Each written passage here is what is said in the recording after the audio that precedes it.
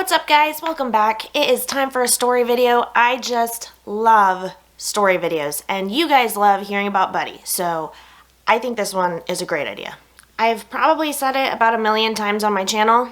I have a service dog, not a service robot. Service dogs are absolutely not perfect, and that means that sometimes we get some pretty entertaining stories. So today, I'm going to tell you about 5 times that my service dog, Buddy, alerted something that wasn't me, whether it be another person or a totally inanimate object.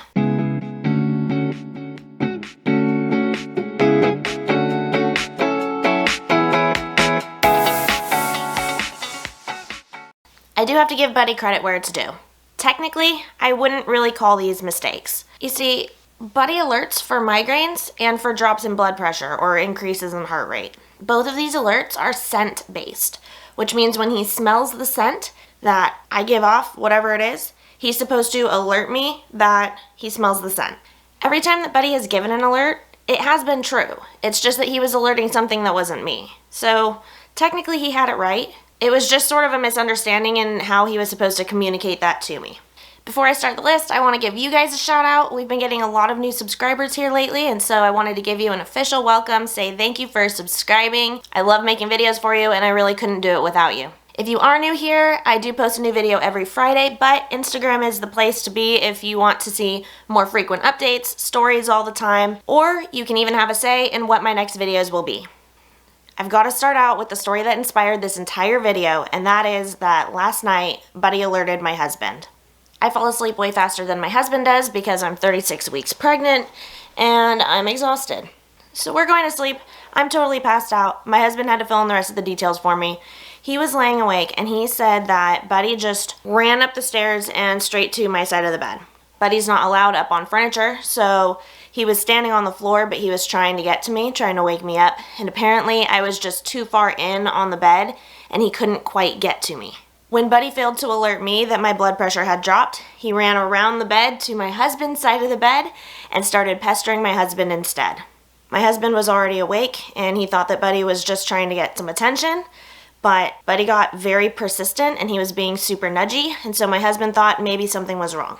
Typically, not the best idea to wake up your pregnant wife, but you never know. This might have been a medical emergency, so he went ahead and woke me up and said, Hey Jen, Buddy's getting really alerty, so are you feeling okay or whatever?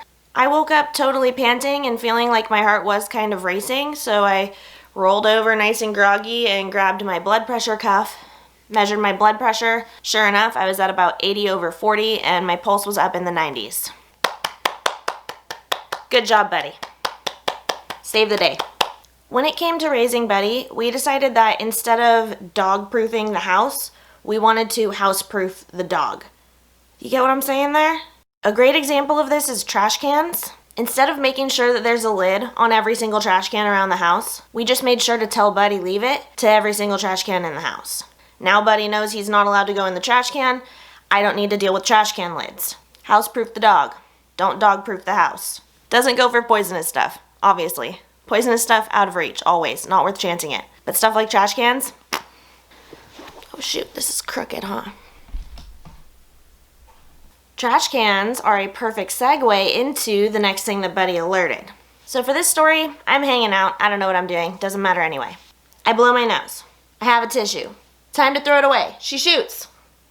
She misses. I always miss. Now there's a tissue on the floor next to the trash can. What do? Nothing. I leave it there until I happen to get my butt up off the couch. You know why? Because I house-proofed my dog, so my dog knows not to go pick up tissues. Clever, huh? But dogs aren't perfect. Dogs like tissues. So Buddy goes over to the tissue to investigate it. Part of house-proofing your dog is that you can't just give them the answer every single time they go to do something that they're not supposed to do. That's not how they learn to think for themselves, right? If every time Buddy approaches a tissue, I tell him to leave it, I mean, that's great because he'll leave it, but then he's not learning how to be independent with his thinking. So next time there's a tissue, he might be waiting for me to tell him to leave it. So when I saw him having an interest in the tissue, I didn't say anything.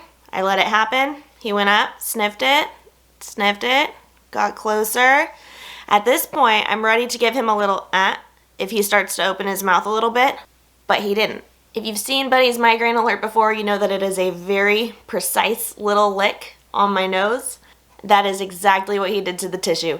He went up to it, little tiny lick, and then he backed off, looked over at me, and shyly went over to his bed and laid down. Kind of looked like he wasn't sure if he was supposed to do it, but it was important enough to him that he did do it, but I thought it was really cute. He sort of felt like he was breaking the rules, but he knew that it was really important to break rules to alert, so that was good. The blessing here is that it did bring my attention to the fact that I was getting a migraine, so after he went over to his bed, I called him over and he was able to just give me the standard alert for the migraine. So at the end of the day, at least it worked. I can't wait till my face thins out again. Number 3. Buddy has absolutely no business being in the pantry, unless, of course, the polenta gets a migraine. Oh, Buddy. My husband and I were talking about what we wanted to make for dinner, and I remembered that we had this package of polenta that had been in there for a couple of weeks. So choosing a side, I went over there just to double check when the expiration was to see if we should make the polenta that day, or if we had more time to be able to plan a better meal for it. The polenta is at like thigh height or something. It's a height where Buddy can reach it. So I walked in the pantry, grabbed the polenta, read the expiration date, put the polenta back down, leave the pantry. Later that day, I feel like it was maybe an hour or something, maybe a couple hours, Buddy went into the pantry. Buddy has had valid reasons to go into the pantry before, like a ball rolled in there and it was back behind the drinks, or every once in a while the Roomba will push a toy in. So it's rare that Buddy goes into the pantry, but every once in a while he does go in there and it's valid. And as I mentioned from the tissue, I don't really tend to overparent him. So, Buddy goes into the pantry. I'm keeping an eye on him to make sure that he's not misbehaving or getting into something that he shouldn't. But at the same time, I'm kind of just letting this play out and seeing what he does. But he was very quick to hone in on the migraine in the pantry. He started at one end of the shelf. Scan, scan, scan, scan, scan, scan, scan. Boom. Licked the polenta. Trotted out. I started cracking up. I yelled to my husband, "The polenta! The polenta's getting a migraine!" And Alexa started defining migraine. So now you know, sometimes Alexa does respond to the name polenta. But yeah, Buddy alerted the polenta that the polenta had a migraine.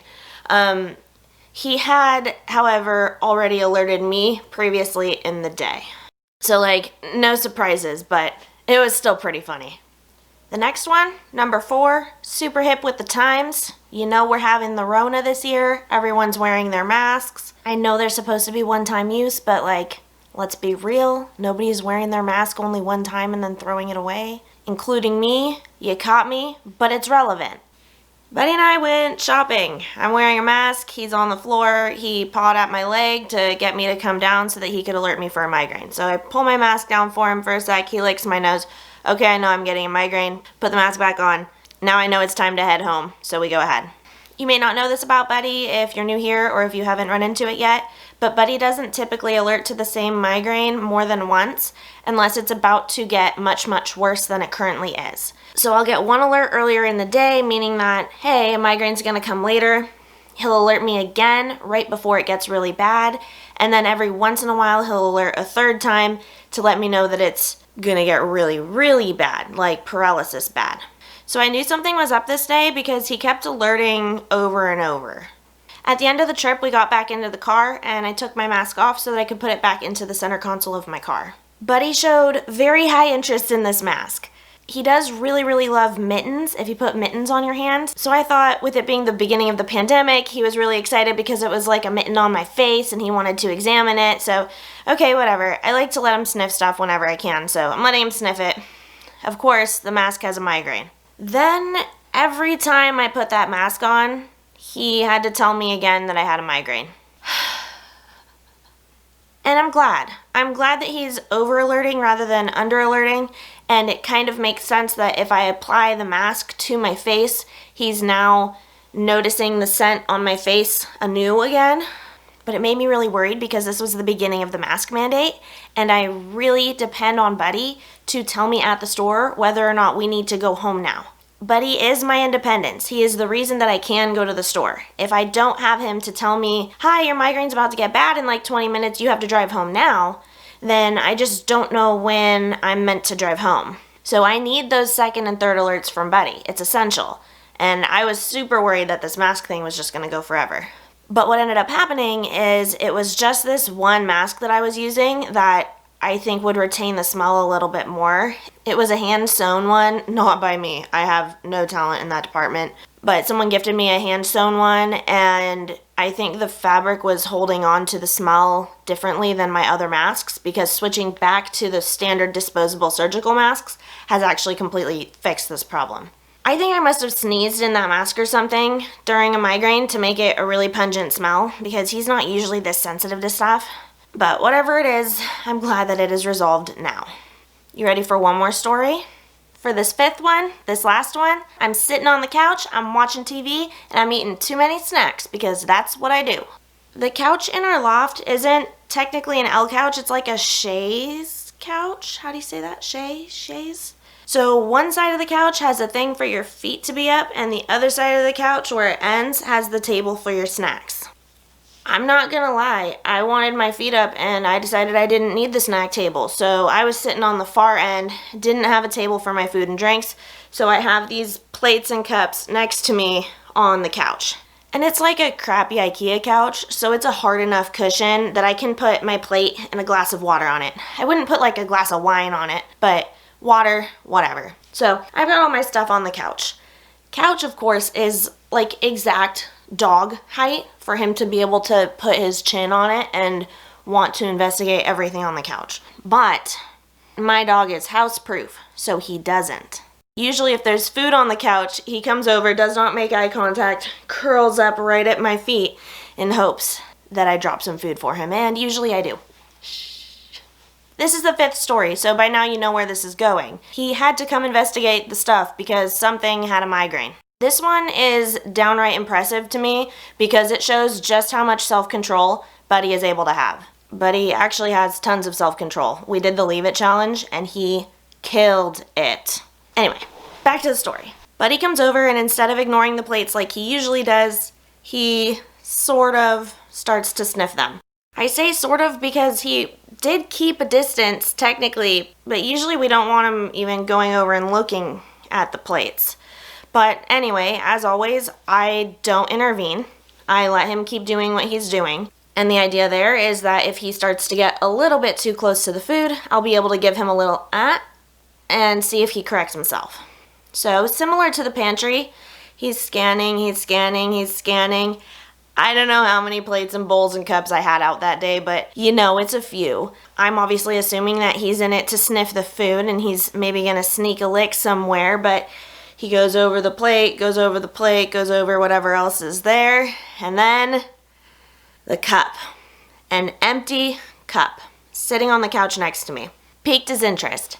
And when he leaned in for that cup, I did not say anything because there wasn't anything delicious on the cup. So I was like, maybe he's gonna alert the cup. I'm sure you're really surprised to hear this, but he did alert the cup, and he alerted it exactly where you could see my little chapstick ring on it. So he found the migraine. And what was really cute about that is after he alerted the cup, he sat down, stuck his paw on my lap, and looked at me with his big ol' eyes, being all cute. I'm so sorry I have to alert you. Please come down here, with his paw and everything. Kills my heart. I'm obsessed with my dog.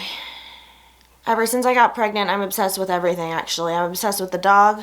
I'm obsessed with my husband. I'm obsessed with the baby. I'm obsessed with snacks. I digress.